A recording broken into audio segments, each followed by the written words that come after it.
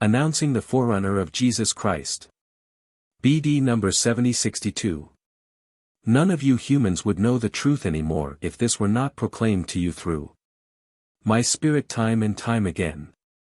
The pure truth preached to people during my life on earth did not remain pure, for as soon as human consideration began to use my teaching for the purposes of whole nations, everything was intermingled with human supplements, for my pure doctrine did not sufficiently correspond to people's selfishness, and so the individual communities sought to shape this doctrine more or less expediently.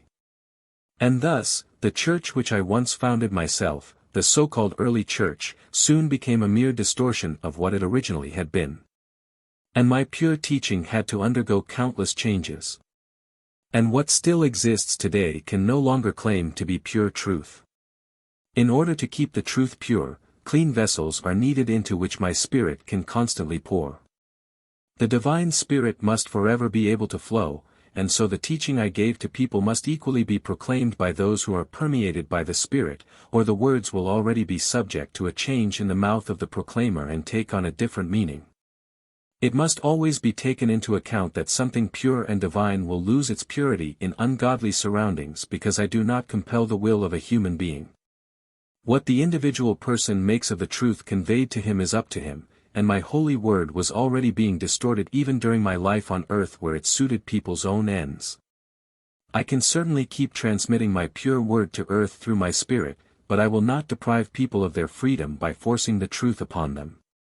Yet as long as people voluntarily place themselves at my disposal, who prepare themselves as vessels for my spirit, it is always possible to correct all existing errors, to answer any question that needs clarification and to give people pure light which comes forth from me, the eternal essence of light.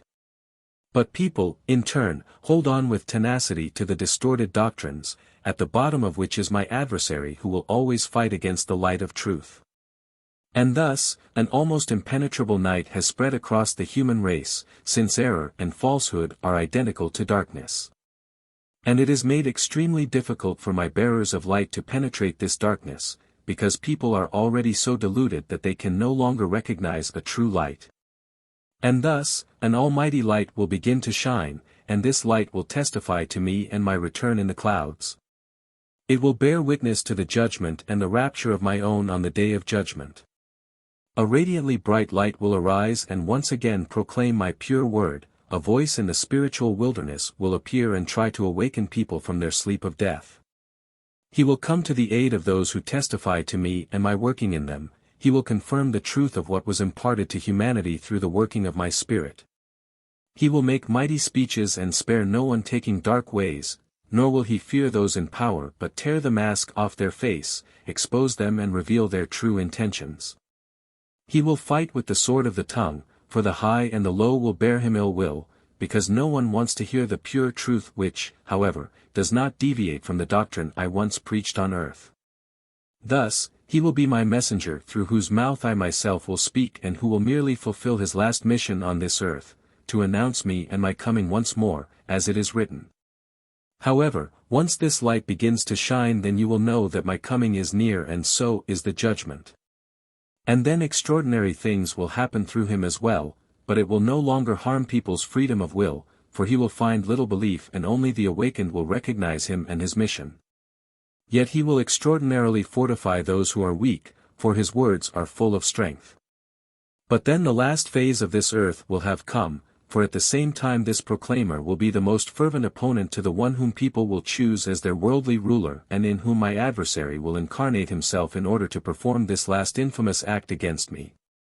For then the battle of faith will erupt and my own will find great support in the light which I myself send to earth, they will receive much strength in order to stand firm in the time of greatest distress, which precedes my coming to earth.